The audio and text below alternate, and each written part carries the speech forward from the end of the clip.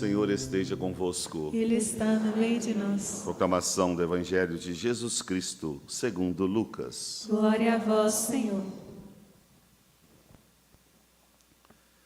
Muitas pessoas já tentaram escrever a história dos acontecimentos que se realizaram entre nós, como nos foram transmitidos por aqueles que desde o princípio foram testemunhas oculares e ministros da palavra.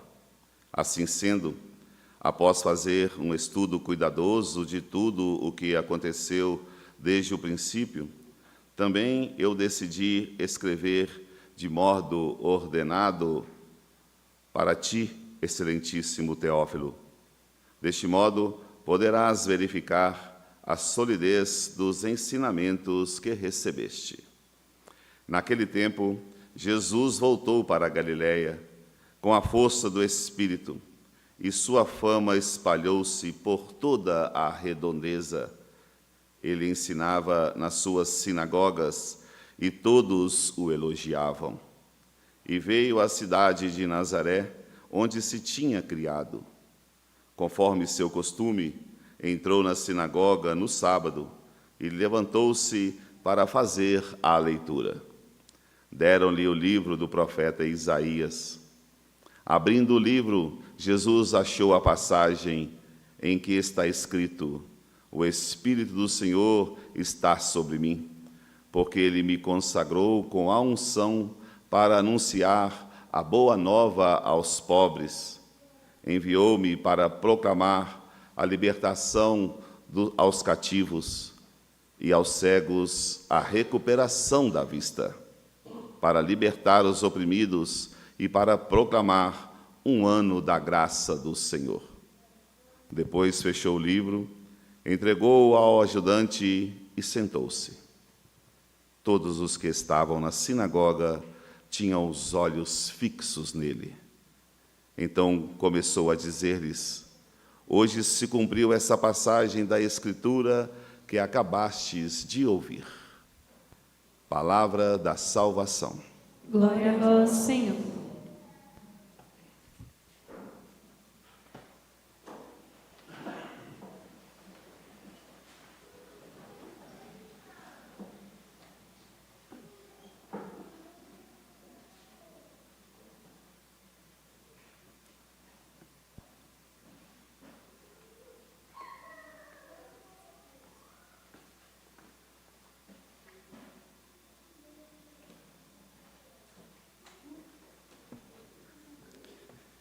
Queridos irmãos no ministério ordenado, Padre Daniel, pró-reitor deste Santuário Basílica, Diácono Noraldino, estimados irmãos e irmãs aqui presentes, peregrinos, romeiros, devotos de Nossa Senhora da Piedade. Uma saudação também a todos aqueles que nos acompanham através da TV Horizonte, da Rede Minas, da Rádio América e das redes sociais Mãe da Piedade.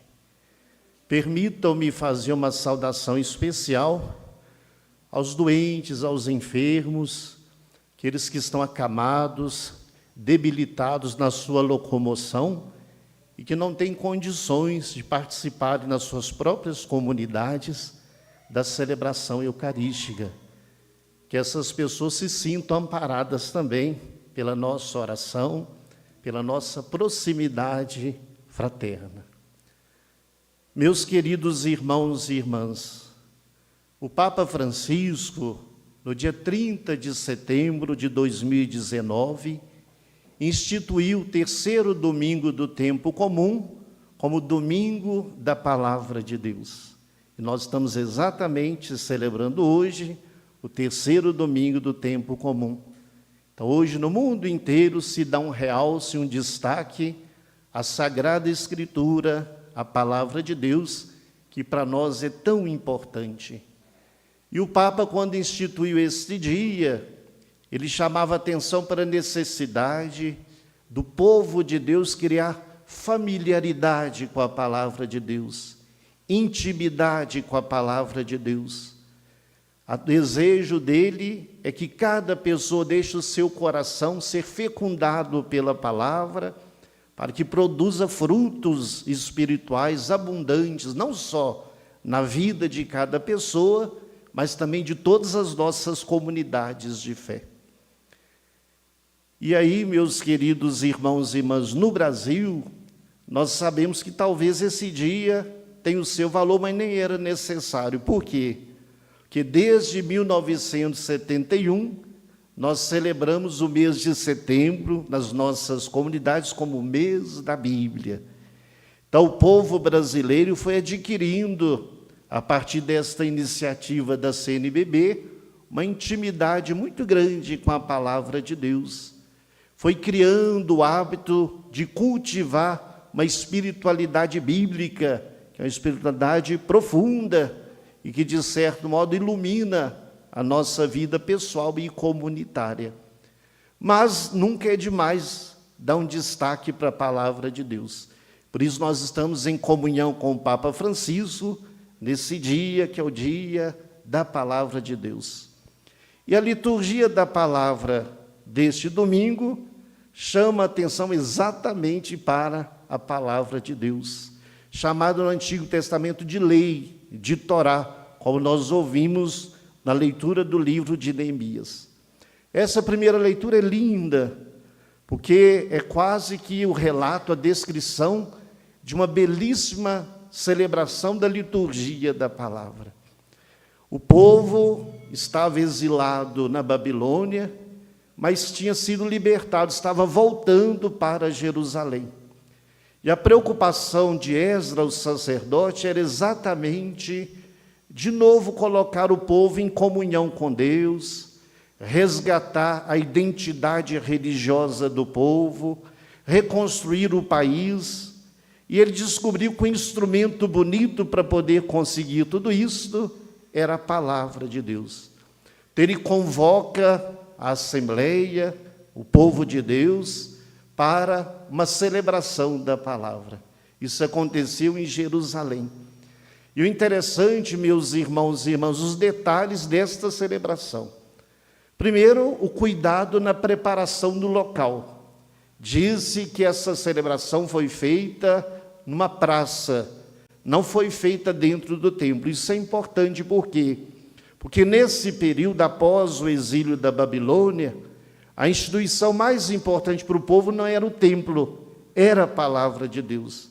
Por isso não era necessário que ela fosse proclamada no templo, mas fora, numa praça. E lá na praça eles fizeram uma espécie assim de patamar mais alto, para que a palavra ficasse em evidência e o pregador também da palavra. E diz que quando entrou-se com a Sagrada Escritura, o Antigo Testamento, o povo então ficou de pé, em sinal de respeito, de reverência à palavra de Deus. E de modo que a palavra era proclamada, ela tocava profundamente o coração do povo ali presente. E teve um momento que o povo colocou-se assim em lágrimas por causa da proclamação da palavra. Certamente porque a palavra também incomodava, chamava a conversão para um povo que estava desanimado e um pouco afastado também de Deus. No finalzinho da proclamação da palavra, o sacerdote diz: agora vocês vão para casa e façam festa, para mostrar que a palavra ela deve gerar em nós alegria e festa. E não foi uma hora de proclamação da palavra, não, foi a manhã inteira, até o meio-dia, a palavra foi proclamada, e diz também o texto bíblico que ela era explicada de um modo tão compreensível, tão acessível, por isso as pessoas ficavam tão tocadas por esta palavra. Nós encontramos neste texto bíblico, irmãos e irmãs, dois ensinamentos. O primeiro é um bom modelo prático, digamos assim, um roteiro para a celebração da palavra. Mas o segundo aspecto, mais importante ainda, nos ensina como acolher a palavra de Deus. Com muita fé, com muito respeito, com muito amor, com muita gratidão no coração e principalmente compreendendo que a palavra é um instrumento privilegiado para o encontro nosso com o Senhor. Então, que nós possamos valorizar ainda mais a palavra de Deus. Quero até, se me permitem, dar uma orientação. Quando vocês saírem de casa para participarem da celebração eucarística, a celebração da palavra, façam-se o seguinte questionamento: o que Deus quer me comunicar hoje a partir do lugar existencial em que eu me encontro? O que Ele quer me falar dentro dessa circunstância atual da minha vida? E Deus sempre fala quando a pessoa abre o coração para poder acolher a sua palavra. Deus sempre toca o nosso coração. O interessante é que a palavra é a mesma, e a nossa vida é tão diversificada, mas a palavra é tão rica que Deus toca o coração de cada um a partir da circunstância existencial em que ele se encontra. Então, se preparem para ouvir a palavra comunitariamente. Deixem que Deus fale ao coração de vocês, além, claro, da busca também de valorização da palavra nas nossas orações pessoais e individuais. O Evangelho continuou falando da palavra ainda. Diz o evangelista Lucas, no início do seu Evangelho, que Jesus foi à sinagoga, em Nazaré, a sua terra natal. E ali Jesus começa o seu ministério público, a sua vida pública. E como é que ele dá início à sua vida pública, à sua missão pública? Lendo, rezando a palavra de Deus.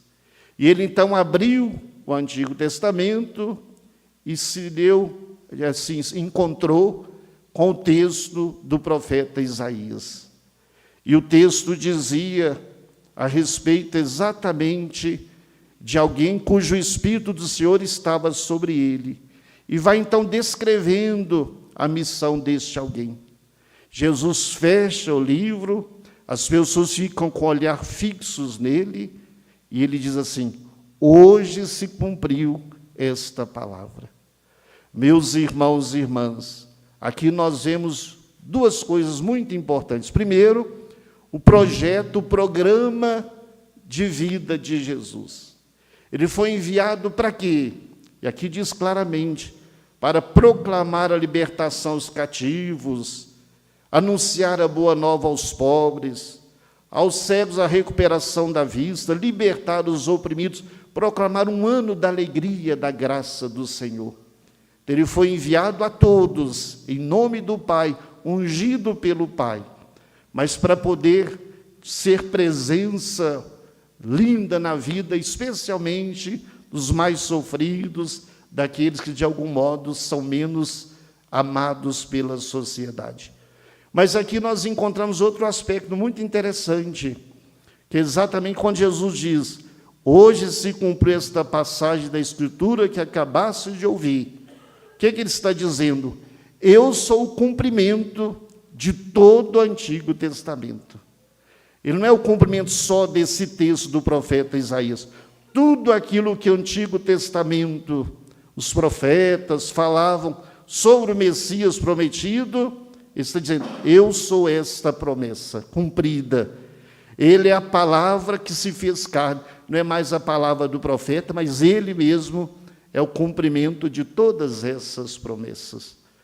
Meus queridos irmãos e irmãs, nós podemos dizer que palavra de Deus mesmo, com P maiúsculo, é Jesus Cristo, o Dei Verbo, o Verbo de Deus.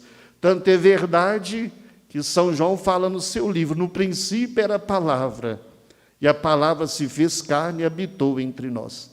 Da nossa intimidade com a palavra revelada, escrita, é exatamente sinal do nosso desejo de uma comunhão muito mais plena e forte com a palavra encarnada, que é o próprio Jesus Cristo.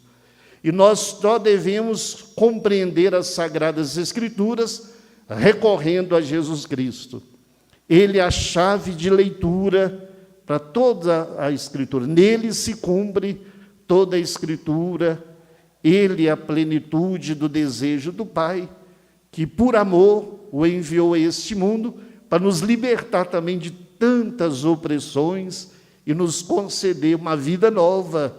Claro que começa nesse mundo, mas a nossa esperança vai para além do espaço e do tempo e, de algum modo, nos joga para a alegria plena da vida eterna. Quero terminar minha reflexão chamando a atenção para a segunda leitura. São Paulo, escrevendo à comunidade de Corinto, ele fala sobre os carismas que as pessoas possuem, os dons, que isso não deve ser motivo de divisão, de inveja, de ciúmes, mas que as pessoas coloquem os seus carismas, os dons oferecidos por Deus, a serviço de Deus e da igreja.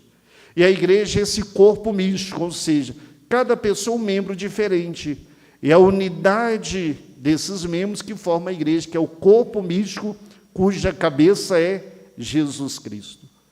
O que é que isso tem a ver com a palavra de Deus? Tem tudo. Uma pessoa que não se deixa movimentar pelo Espírito Santo de Deus e não se deixa iluminar pela palavra de Deus, dificilmente vai compreender isso aqui. Vai usar os seus dons de qualquer modo, não vai ter esse desejo de colocá-lo a serviço da comunidade de Deus, ou então vai se sentir ameaçado pelo dom do outro, e aí vai criar um clima de divisão, de confusão. Por isso, a comunidade dividida é uma comunidade que ainda não se deixou fecundar pela palavra de Deus.